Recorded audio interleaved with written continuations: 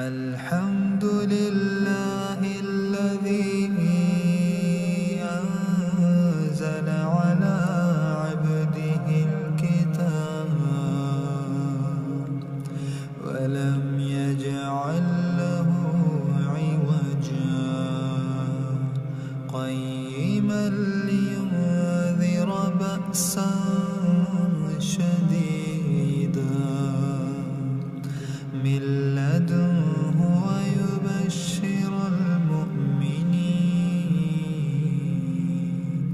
ويبشر المؤمنين الذين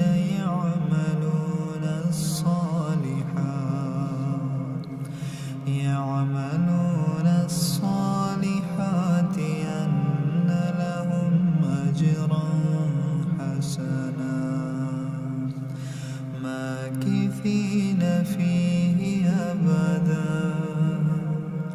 وينذر الذين قالوا اتخذ الله ولدا ما لهم به من علم ولا لآبائهم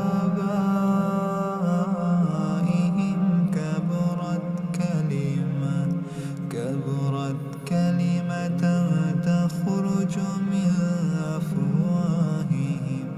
إن يقولون إلا كذبا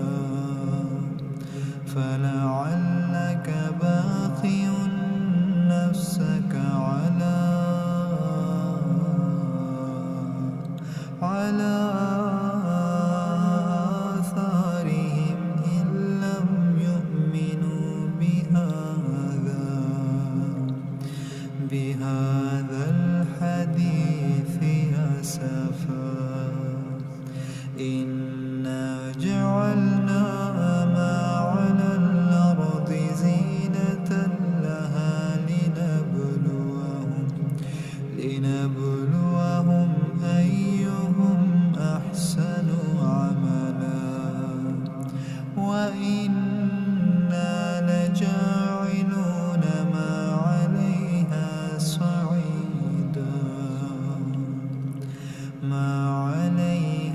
صعيدا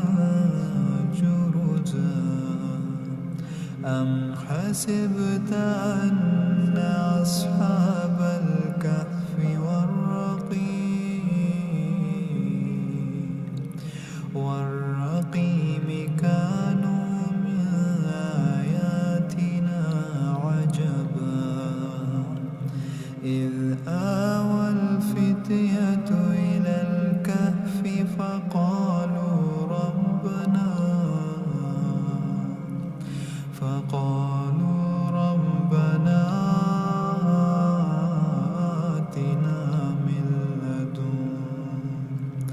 آتنا من لدنك رحمة وهيئ لنا من أمرنا رشدا فضربنا على آذانهم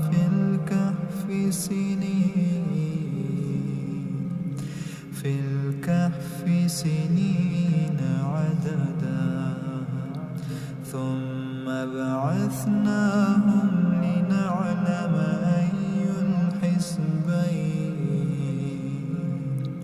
أحصى لما لبثوا أمدا